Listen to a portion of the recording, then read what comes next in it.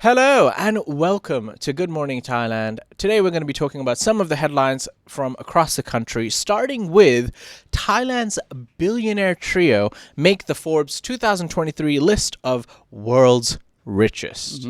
Hooray! Yeah. I don't know. Billionaires. It's always a weird topic in Yeah. general. But hey, Thailand's represented now. That's Yes. kinda cool. Forbes yesterday released its annual list of the world's billionaires, and Thailand has its hand in the till with 28 billionaires. 28. 28 billionaires, three of whom are ranked in the top 150. The list includes Kun Thanin, Kun Jalern, and Kun Sarat, who are respectively billionaires in the country in different fields. But yeah, despite their achievement, the year of 2023 proved challenging for the world's wealthiest people, with a drop in the total combined net worth of billionaires to US 12.2 trillion, down from US 12.7 trillion. How sad. Extremely rich people got a little less rich. You didn't tell me we were going to start with such a hard-hitting, heavy, sad story. This actually contradicts what I had heard. I heard that a lot of billionaires did really well during the pandemic. But it depends what your business was, right? Yeah, I guess that's true. Well, guess who's in number one spot? It's not Elon.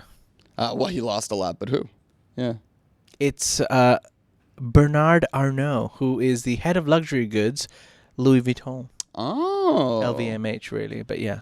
Wow, really? Yeah. Apparently, people decided to invest in luxury Louis Vuitton bags. Yeah, that's such a strange thing because I feel like that's such a small market, right? I don't know how. LVMH is much bigger than just Louis Vuitton. I mean, Louis Vuitton is just the most famous There's one. many brands under this. That's it. Yeah. But yeah, he's the first French citizen to do that. Elon Musk fell from number 1 to 2 because of Tesla's stock prices went down. Twitter fiascos. But Forbes list is a testament to the country's thriving economy when it comes to Thailand, with a strong presence in sectors such as food and agriculture, alcohol and real estate, and energy. So, yeah, those are the three different billionaires. Really? Yeah, energy as well. Huh. Yeah, that one surprises me too a little bit. So, for example, one of the billionaires was Kun Thanin, who is the chairman of Thailand's largest food and agriculture conglomerate, CP. You got there. Oh, cool. Yeah. Have you ever had do you know what CP is? Have you ever tried it? It means something else on the internet. I'll tell you about it later. But what is CP? Yeah. So CP is basically the largest food brand. So if you go to 7-Eleven and you see the sausages, any sausage, meat, they provide everything. Yeah, it's it's weird how these mega companies, how is the same company making ham and then also making potato chips and then also making you know what I mean? These are mega companies, and that's kind of interesting. But yeah, technically you're right. I mean, well, that's how you get all this money. You make it a big umbrella, right? Yeah. Every product, it doesn't matter what you want to buy, the money's all going to the same company. Well, the trickle-down theory that how come these people still remain so cheap is suggesting that the tax cuts for corporations and the wealthy will eventually benefit the middle class and poor. That's what they say. The theory suggests that by allowing the wealthy to keep more of their money, they will invest it in businesses, creating new jobs and more economic activity. This will in turn create a trickle-down effect, allowing more people to benefit from the increased economic activity. I think a rich person wrote this. No, because you're missing the last line of the article. What? With more poor people living in poverty than ever before, it is clear the theory does not work. Because that's what I'm saying. I think the person who suggested this was probably a billionaire. Yes, exactly. Yeah, I was going up and seeing which one of our writers wrote it, and I knew exactly who it was. So funny. I had a feeling too. Yeah, right. How can we? It's hard to sympathize too much for the plight of billionaires throughout these troubling times because they still have billions. Yeah. So you know what? Well, ladies and gentlemen, another quick update. 10-wheelers are banned on 6 roads. Yeah. Because of Songkran. I mean, this actually affects us, right? Yeah. So Songkran is upcoming. There's going to be a long 5-day holiday. Everyone's going to be out. But yeah, if you are in Bangkok, 10-wheelers will be banned on the 6 roads. On 6 roads to reduce Songkran traffic and accidents. That's good for everyone else, bad for 10-wheeler truck drivers, I guess. But yeah, in an effort to alleviate traffic congestion and prevent accidents, the use of large vehicles with 10 or more wheels has been prohibited on 6 roads during the Songkran holidays. The National Police Chief Kun Damrong Sak announced his role as head of the traffic police after it was published in the Royal Gazette on Tuesday. The restricted routes are anticipated to experience high traffic volumes due to the influx of people traveling to and from their hometowns. Obviously, this is a time where most people take the opportunity to go back to their hometowns, especially places like Bangkok. Right. It's the capital. A lot of people come to the capital for work, but they're not actually from Bangkok. Right. A lot of people empty out of the city too to go to their hometowns. But this is it seems like a boring story, right? Yeah. Like whatever. But it's showing all of the lengths that they're going to try to make this as smooth as possible. They are expecting this to be huge. So even little stories like this are important because it's going to have some effect on alleviating the traffic that is going to be a nightmare. Like there's no avoiding that. So, yeah, why not? Why not? All right, ladies and gentlemen, I'm going to let Alex talk about corruption now. Yeah. Well, before he gets to that story, before he gets to that story, I'd just like to say, if you have a moment, please subscribe to the channel, click the like button, and click the bell notification. Did you know that 63% of viewers who watch the Thaiger are not subscribed? Whoa. Yeah, they watch the news, but they don't subscribe. Come on, guys. What are you doing? Help us out. Yeah, it'd be nice. Subscribe. So, no, you didn't send me the story. I got to read it off of you over here. I did not send you this story. Je apologize. Here we go. Crooked trail of corruption. I do love a good corruption story. They're always fun. You do. So a crooked trail of corruption uncovered after cops arrest bent revenue director for soliciting bribes. So the Royal Thai Police yesterday uncovered a crooked trail of corruption worth 7 million baht following the arrest of allegedly bent government revenue director. Now, the Royal Thai police officers arrested the director in Bangkok on Wednesday in a hotel car park as part of a police sting. The 57-year-old was apprehended for soliciting bribes amounting to 3 million baht from a real estate firm in exchange for tax exemption worth more than 40 million baht. Despite denying the allegations and claiming he was unaware of the money in the envelope, police seized almost 7 million baht in cash and a list of suspected bribe recipients from his home last night. 7 million baht in cash. Well, I had no idea it was in there. What was in this envelope? I don't know. Can we check your house? No. Dude, it's got that's got to have some weight to it. Yeah. You know what I mean? That's like a lot of. Come on. I think the 7 million was at home, but I mean, I'm guessing the envelope was quite chunky as well. Yeah, I mean, he knew he was doing wrong. It's funny. It's funny when these things, right, where people they're caught red-handed, but still, it's best to deny. Yeah. Like just from a legal process perspective. Yes. Anyways, that's a funny little thing, but it shows that, corruption is a big problem with any country. And it's nice to just see stories of people are working on it, right? People are getting caught, and that's why I like to highlight these stories to show that, stop it. Stop the corruption, you guys. Yeah. Well, the director in the Ratchathevi district, Kun Pramol, has been charged with demanding or receiving a bribe and malfeasance in office under Section 157 of the Criminal Code. And after being questioned, he was released on bail of 400,000 baht. Oh, so he's on bail?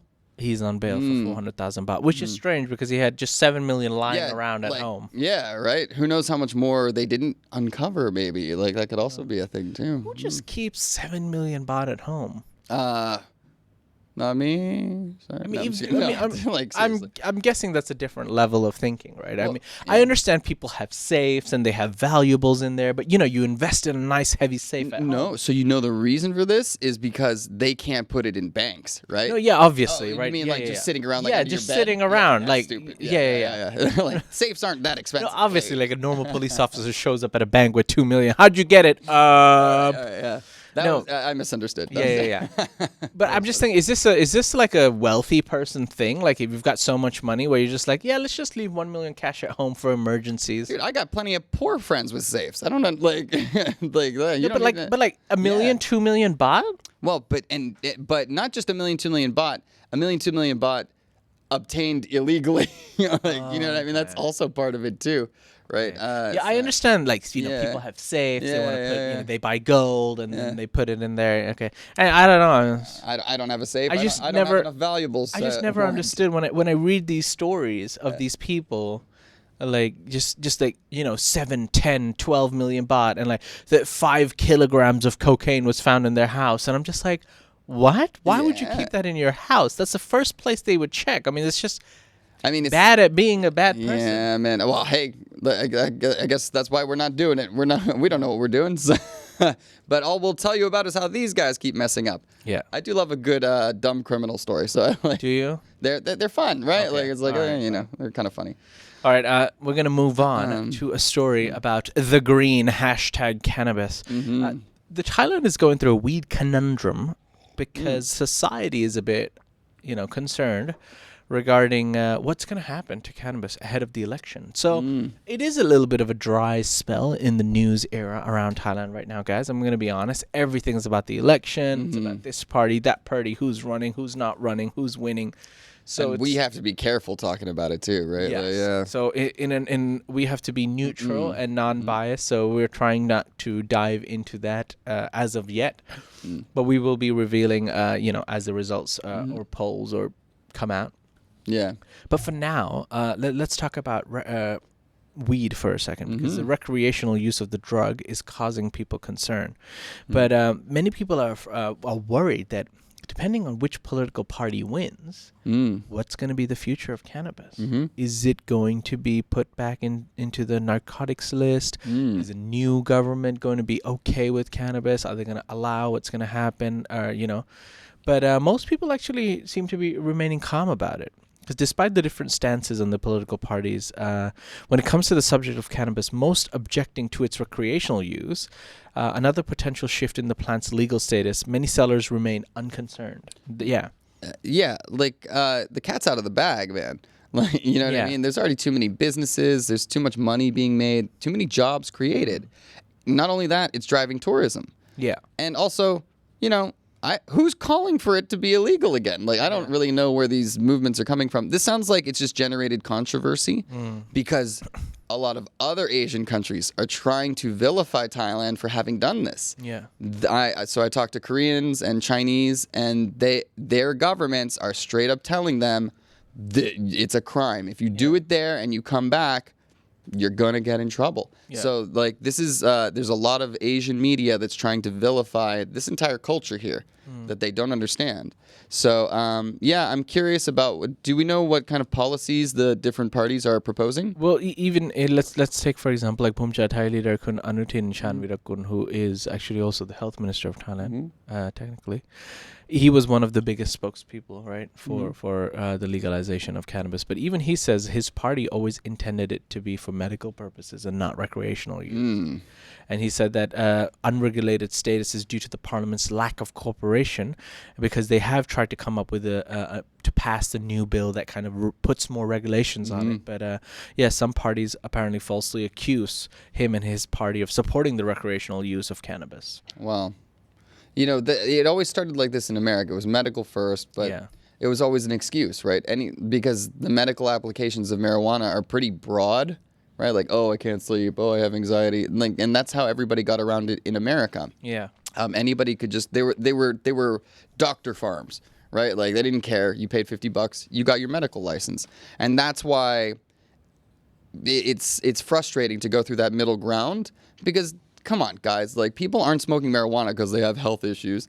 They're smoking marijuana because they want to smoke marijuana, right? So this argument, there are a lot of people. There's plenty of medical application for sure, but that's not what most people are smoking it for. Yeah. You know what I mean? And that's why it needs to, that's why it's been made available for everybody.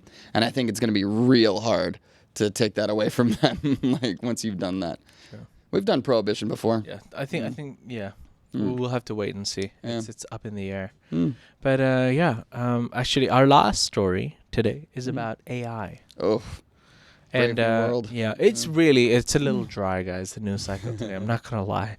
But today we're gonna be talking a little bit about AI, because Thailand is looking towards artificial intelligence to boost economic growth and the kingdom's vision to become the globe's 5th largest economy by 2027. What? Yeah. Wow. 5th largest economy, apparently. That's wild. The government underlines AI as a major tool to boost its economy, to automate processes, reduce costs, and increase productivity, all of which can help to increase economic growth. AI can be used to provide more accurate predictions and insights into markets, which can lead to better decision-making and overall efficiency. Now, these themes were explored at the first Open AI Hackfest recently. I love it when something's called a hack fest. Like, it's like, hey, crime fest. Everyone there is capable of potentially committing a crime. You did a podcast with one of these ethical hackers. I did. Yeah, it was. Well, really... actually, he had his own company that like he provided cybersecurity to Fortune 100 companies. But yeah, his part of his skill and thing was like, how easy is it for me to break into your system, exploiting and then let people know that this is what you need to fix. Pretty wild. But man, that seems ambitious. Like by 2027 to be the 5th largest economy. Yeah. That's crazy. Well, Thailand has very Thailand and optimism is like on a whole new level. But that's what in I their love. predictions. That's what I love about. I'm an optimistic person. But so lofty goals. But also, you see so much change happening in Thailand really quickly right now. So. I feel like AI will be like cannabis one day. They'll start using AI and be like, "Oh, we didn't regulate it properly. AI is taking over. Everyone's using AI." It's the Wild West right now, right? Yeah. But it seems like there's a new Wild West every day. Like cannabis yesterday, now it's AI. Who knows tomorrow? But yeah, despite its challenges, Thailand is working hard to build the human capabilities and skills necessary for an AI ecosystem. They're establishing formalized networks and partnerships and implementing systematic educational programs to educate the next generation of AI specialists. So yeah, Thailand recognizes AI as the future, and they're going full steam ahead. Yeah, you got to. It's a tool, right? Yeah. It's like a tool that we can use. We don't know how to use it yet, I think. Some people are using it in certain ways. Yeah. But it's like when the internet first came out. Who knew social media would develop and True. YouTube and stuff like that. So who knows what this is going to turn into. Who knows? It's exciting. All right. Well, ladies and gentlemen, I think this is where we're going to end the show. We hope you enjoyed today's Friday episode. It is Lumberjack Friday. I hope all my fellow lumberjacks are out there. I did bring it, but I just didn't like it. All right. We'll see you live once again on Monday morning. Until then, take care. See you. Bye-bye. Bye, guys.